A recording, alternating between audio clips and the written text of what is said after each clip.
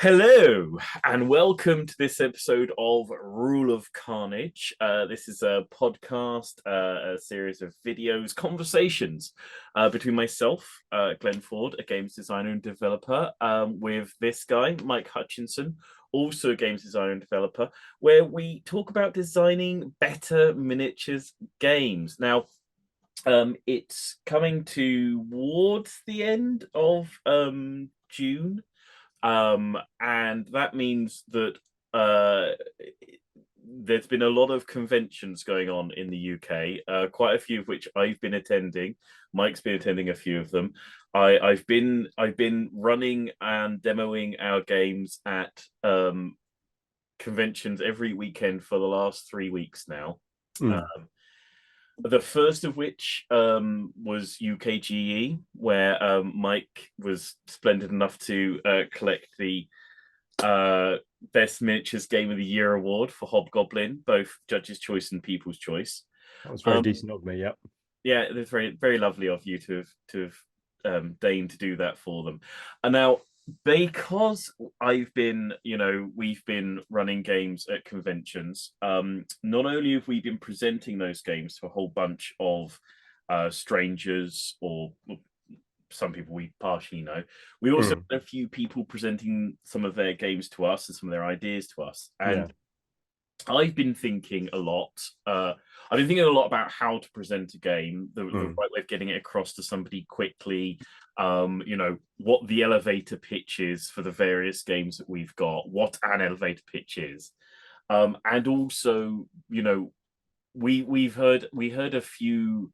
I would say bad seems harsh, but we heard a few bad presentations. In the name of science, let's call them bad. And it's I'm not going to be sort of naming names or anything, but so I thought we would have a little chat about how to present your game, possibly how to present yourself. We'll see. How to get a game across to somebody in like the minimum possible amount of time, what the beats to hit are when you're trying to like get someone interested in a game quickly and efficiently, and what possibly even sell it. So I'll start by so me and Mike were at UKGE, with him having just picked up the Judge's Choice Award. And they have a little meet the press thing at the start of UKGE, and a chap came round and was chatting about his game and chatting about our stuff. And they said they were working on an RPG. I think, Mike, you said, what's USP? And he said something along the lines of, He said player creativity. player create. Which it was very direct and very like it was instant. He didn't have to think about it. Player creativity was the two-word phrase that came out of his mouth. Now, the thing is, if I'm asking you what the unique selling point of your RPG is, it's not player creativity. No. Now, what saying player creativity says to about an RPG says to me, it basically makes me think: do you not know what an RPG is? And obviously you do, because you've designed a game, you've worked in this game, you've put a lot of effort in, you've created this thing. You really know better than to suggest that player creativity, just in and of itself, with no like further reference or explanation, is not a unique or unusual thing for an RPG. It's what RPGs are built on. And the fact that somebody who's going around pitching their game at a press event, pitching it to people, trying to get people interested in it, thought that like the punchy opener for it is, what's interesting about my RPG is you get to be creative whilst playing it. Just feels like, oh my, how can you think that that's the way to present the game? Yeah, and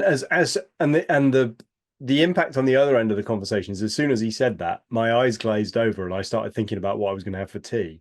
And I made some polite noises in his general direction, but I was not going to engage further, and I certainly wasn't going to buy his product.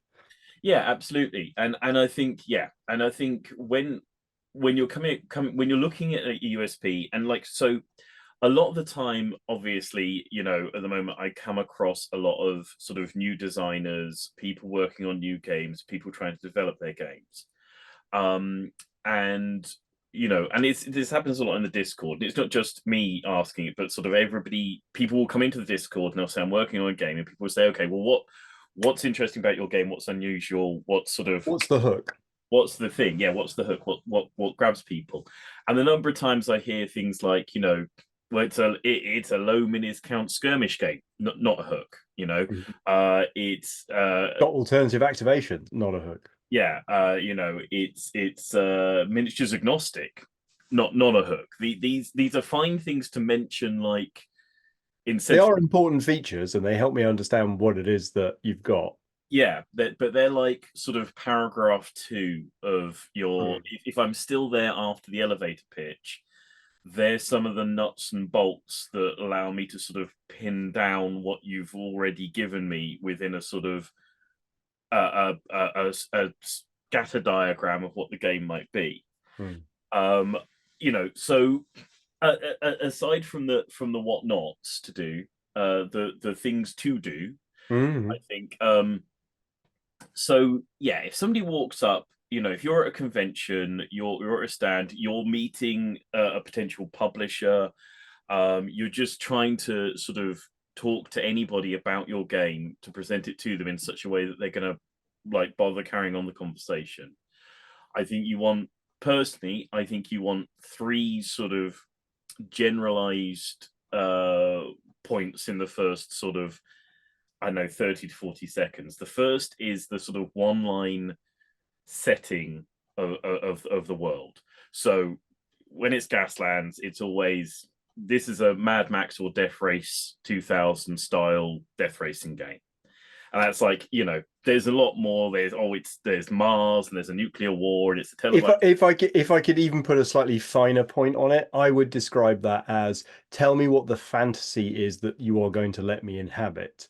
So the reason, like, we don't say it's a game set in a Mad Max apocalyptic future. We say it's a Mad Max death racing game, which tells you what the fantasy is and makes you go, oh, I understand what one of those is and what it's should feel like. Yeah. And then somewhere, I think in the first 3 points is sort of trying to connect the thing, if you can, to what I would say is like a sort of a grounded reality within the hobby life or the gaming life of the person that you're talking to. So the end of that sentence for me when I'm introducing Gaslands to somebody is that you play with Hot Wheels cars or Matchbox miniatures. Yeah.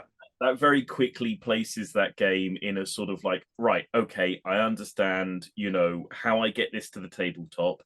I understand, what the rough look of the hobby is going to be. I already know vaguely the size of the table. That sentence tells you very quickly a lot about the physicality of the game, the way you're meant to sort of interact with it in a hobby sort of level, that it doesn't take itself too seriously, that it's not sort of going to be super po-faced if you're grabbing Hot Wheels cars, and that, say something like, oh, where if you can get from local pound shop that you've already got laying around.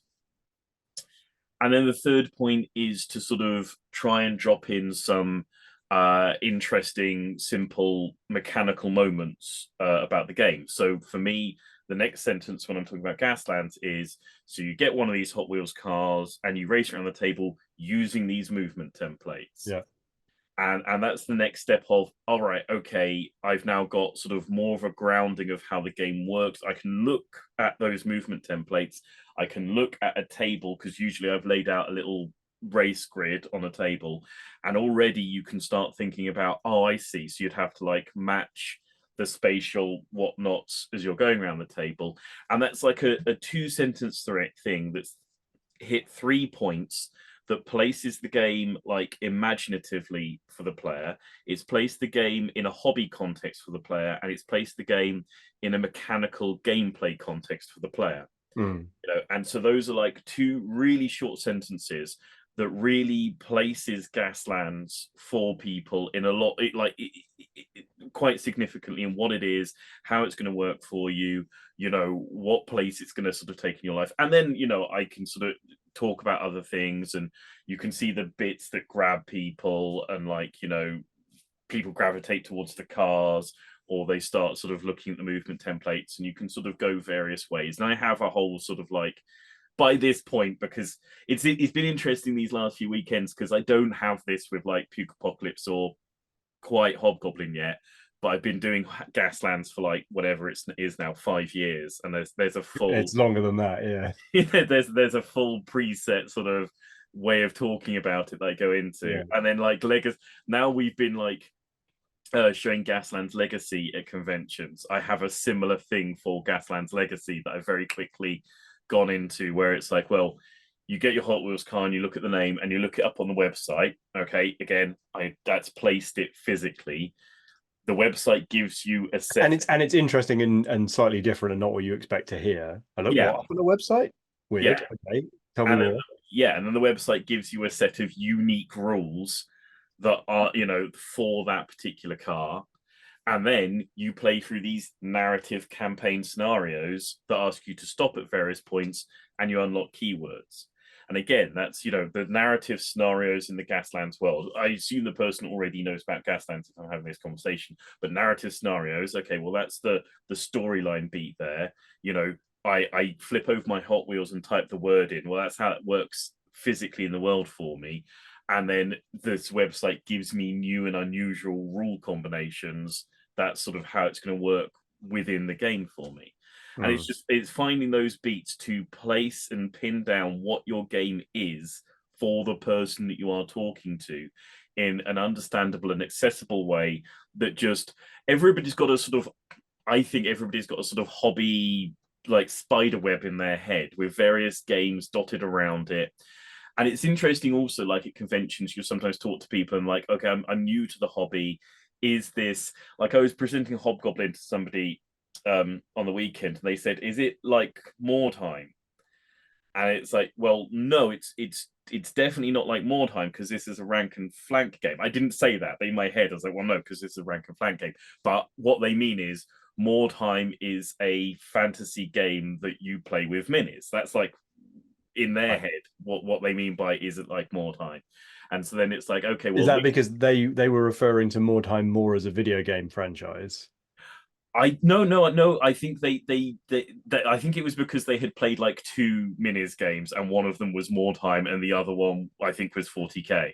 Right. And so between those two, between those two, yes, it's more. Yes, it's like Hobgoblin Mordheim, is quite like Mordheim, but it's a moment of going like, okay, well, yes, within like the world, possibly it's more like Mordheim. And then just take a few seconds to say, well, okay, well, this is a skirmish game. It's about things having 360-degree movement going in any direction, because I'm a single like dude on my own. I can just go running off over there. This is a rank and flank game. I've got 30 other dudes next to me, and if I just bomb off over there, they're all going to be like, what's going on? I'm going to be like, guys, wheel, wheel, wheel, wheel, wheel, charge. That's the difference between Mordheim, and Hobgoblin, is that I've got to carry another like 20 guys with me whenever I go anywhere.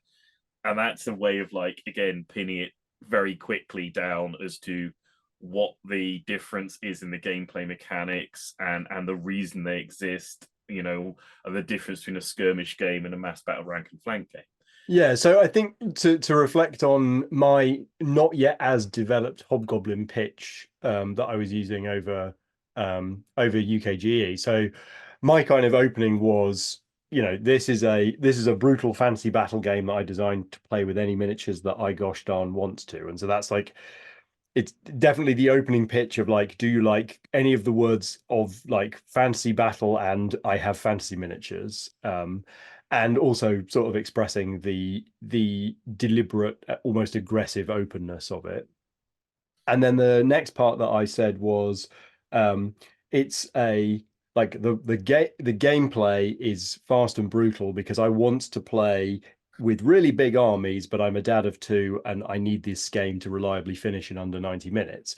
And so for my audience, which is dads of two who have too many fancy miniatures and not enough time, like that pitch is immediately grabbing them, because it's like you say, it's placing it within their life and sort of inside their hobby world and their gaming universe. And I think other ways of approaching that same trick are like saying what other miniatures that you already have the miniatures for this game if you play 40k, if that's true, or So sort of providing ways of saying, well, if you already collect Dungeons and Dragons miniatures, then you can play this Relic Blade skirmish game with those. Like that's fine, or whatever it is. So it's like linking into that person as as a real person in the world who has other things going on, or like um trying to get some kind of understanding from that opening sentence of why, if this looks like many other games that you might already own, why is this one worthy of a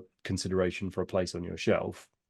Yeah, And then absolutely. the third part of my pitch has been the way that that works. Oh, sorry. And the other part of the initial pitch is um, fantasy game that I've designed to play with any gosh darn fantasy miniatures I want, but in particular, I want anything that I choose to paint to be worth putting on the tabletop. Which is because rank and flank battle games, like that's not a novel concept. I need to sell more specifically a solution to a problem you either do or do not have. If you have the problem that you either have too many fantasy miniatures or you have painted in the past fantasy miniatures that turned out to now be defunct or not very useful, I have a solution for you because that's literally the problem I had, and it's why I wrote this game. So that's quite like it's almost like a bit more of a sales or a product design thing where it's like, does customer have problem? Do we have product to solve problem for customer? Is that solution within their budget? And then having explained those things, my sort of third and a half, fourth beat is introducing, as you say, the mechanical element, which is I've placed that carrot there, which is every miniature I paint is going to be worth putting on the table. And then I'll explain, well, how that works is miniatures have these generic unit types, and then you can upgrade them and downgrade them. And I had this script where I pointed at a group of dwarfs holding blunderbusses, and I showed them the rule book, and I said, look, we could call that ranged infantry, or in this case, I've called them heavy infantry, and then I've upgraded them with range to that, sort of brought them down to the section where there was the upgrades. But these goblins over here, they're light infantry, and they've got, and then I would point to the weaknesses. And so, just with sort of a couple of sentences, I've explained the mechanical core of the game and why they might be interested. I've already started by like showing them the army building thing to get their mind whirring about, oh, I can see how I would build an army. I've got a unit of dwarfs that I could make decisions like that, and decisions are nice. I like those. Hmm. Um, yeah, and so I think the other thing is you do this with the Gaslands rulebook with the car lists, and I saw you doing it a bit with the legacy rulebook as well. As like that classic sales trick of like putting the product in the customer's hand. But in this case, it's because you want to sort of, I don't know, you want to connect with the person who's walking past to be like, look, let me show you. It's a real thing, and I'm going to show you why it's exciting and kind of bring it to life for you. It's not just a sales pitch, it's a sales pitch that's backed up with, it's not just a description of hypothetically what's exciting. It's like, here's the thing. Yeah, no, I think it's Broadside's convention a couple of weeks ago. Somebody said, "Oh, he's fixing me with his salesman's gaze." I was like, "I don't, mate. I'm not pressure salesing anybody. I really don't mind. It's quite all right. Don't worry about it." And it's not about like We're not on target, so we don't get commission. yeah, no, it's like I think at the time I was sort of sat halfway horizontal in a chair eating a fruit salad. So I don't know about sort of a hardcore salesman sort of eyeballing, but it is. But I think the thing is hopefully about like pitching your game to people, whether it's customers or publishers. Hopefully it's something you like really believe in and really enjoy, and it you should be wanting to evangelize about it to sort of some degree. It's just about like figuring out the ways in which you can efficiently do that to a total stranger. And I think like particularly Yeah, and like the best way I found is trying a few pitches and just iterating them as we go, as like you see their eyes glaze over or you don't feel like you really communicated what was going on there. Like it took a while for us to get a billion suns right, and it's still not quite there, but it's like you know with a new game, and there's lots of possible things you could mention. The question is, what do you mention first? And honestly, you just try a few things, and if people more routinely go, oh, when you say one thing, then that's the thing you probably ought to consider leading with. yeah, I mean, A Billion Suns. I think A Billion Suns is a really interesting one because it has a very rich sort of sci-fi setting, and it has some really sort of like hooky mechanical hooks. Mm. You know, the multiple tables thing, the fact that you're basically playing like Frontier or Evilly. It's actually, I found it's a fairly easy game for me to like pitch verbally to somebody. So a really hard game for me to like try to physically show them Mm. what the game is in any kind of like reasonable period of time. And it's one of Mm. these things where it's like I can get over really well in 2 minutes or 4 hours. I can't that any once I In go between, you're going past to be confused and yeah, not sure. once I go past the 2 minute point, you're going to start going, "What the hell?" And then me getting you through the "what the hell" is going to take a like quite a long time. Yeah.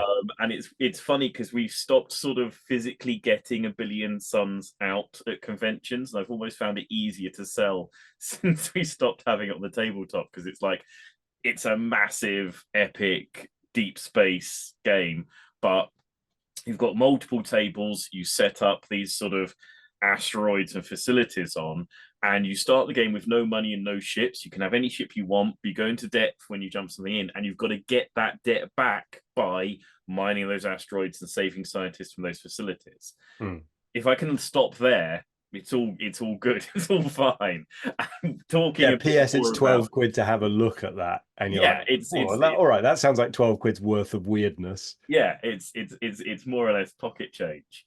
Um, but yeah, I think sort of so like I think particularly as games designers, and when like you've got to be in your bonnet about a game, and or you've been living with it for a while, and it started sort of seeping into your consciousness, it's easy to think that everybody understands it as well as you do. Mm. Everybody wants the things from games that you do, and that like the things you're trying to solve are so obviously things that need solving. And you sometimes, I think, present a game to people like halfway through the story or without prioritizing the bits at the actual beats for it.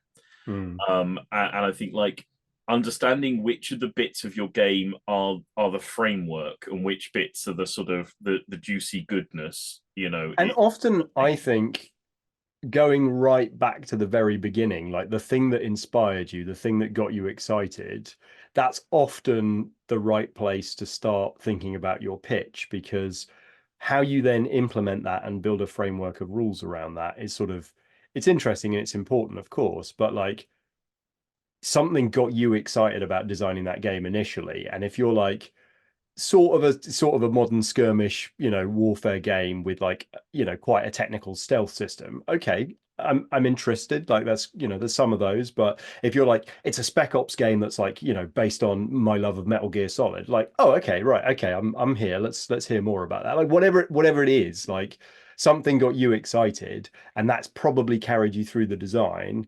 And if that thing that got you excited is, I'd like to make 40K, but with alternate activations, then you probably aren't going to have a good game anyway. And so the pitch isn't going to help. Like there needs to be something else under there.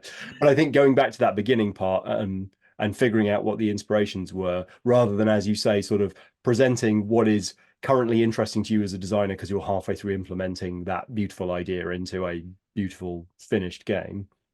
Yeah, absolutely. And I think it's going back to that thing of like grounding it within the life of the hobbyist that is talking to you. Because Mm. if you come up with your game for like reasons, there's a good chance that their reasons other people are going to share. And you can say like, oh, I didn't have enough time to play a massive rank and flank game, but I had a massive army of rank and flank stuff, so I made this thing. And basically presenting that, in an exciting and interesting way is like how I've been selling Hobgoblin to people, and so it's like, these are real problems that a lot of people have, and yeah, I say when I'm talking about Hobgoblin, I'm a dad, I can't afford 3 or 4 hours gaming sessions anymore. You know, not everybody is a dad, but everybody needs more time in their life. It's not Mm. like people are going to go, well, I don't even understand the concept of not wanting to throw 4 hours directly down the toilet. You're a lunatic. Why would I be interested in this? People are still going to connect with that. It's still a sort of day-to-day reality for people. And I think that's those are some simple ways of like, you know, grounding your game, getting it across quickly, presenting it to people in a way that they will then stop and listen to the next 2 minutes, next 5 minutes, next 10 minutes of whatever it happens to be. Yeah. Okay. Yeah. Well, you know, hopefully that was presented in such a way that people stuck in past the first 30 seconds and the next 2 minutes and the next 5 minutes. I don't know that my elevator pitch for the video was as succinct as I would have liked, but then no, that was the weakest part of this pitch. Yeah, in many ways, ironically, beautiful irony. It was intentional. If you've got an elevator pitch for this video, please drop down into the comment section and give it in a 1 to 2 sentence structure. If you're working on a game, drop down into the comment section and give us the elevator pitch for your game, you know, right here and now. Describe it in 2 sentences in a way that's going to make me want to listen to the next 2 sentences. And that hits those 3 beats. What's the fantasy you're evoking? How does it fit into my hobby life? And what's the one mechanical thing that makes me think that I want to know more? Absolutely. And then, you know, once you've put it into the comment section, track back up again. As you're going, like, hit the like and subscribes, by the way, she mentioned that. Go back up again to the links that are just below this video. There's a link over there in the Discord. Swing by there and give everybody there your elevator pitch, because they will leap upon your idea with ravenous interest, because there are people interested in games in our Discord. Yeah, and before you click on that link, you better have your elevator pitch ready to go, because it's pretty much always the first question when awesome new designers join the family. It's always lovely to hear what you are working on or what you're thinking you might work on. And follow through to some of those other links where you can go across to Mannequin Games and Planet Smasher Games and Mike's Patreon and other such things, and you can see various elevator pitches we've got on our websites for our various games, and then you can buy some of those games because they're great elevator pitches and they're lovely games, and it would please us to have you own them. And if you own all of them, just go to Mike's Patreon and give him money to come up with more lovely pitches. We continue to pitch new games. I've got several exciting elevator pitches that I'm not going to release as part of this video, but I'm busting with new game pitches. Delightful. Well, for now, for this conversation, I think we'll sign off, and maybe Mike will tell us some elevator pitches soon. Yeah, but for now, I think it's a thank you and goodbye. So thank you and goodbye. Bye bye.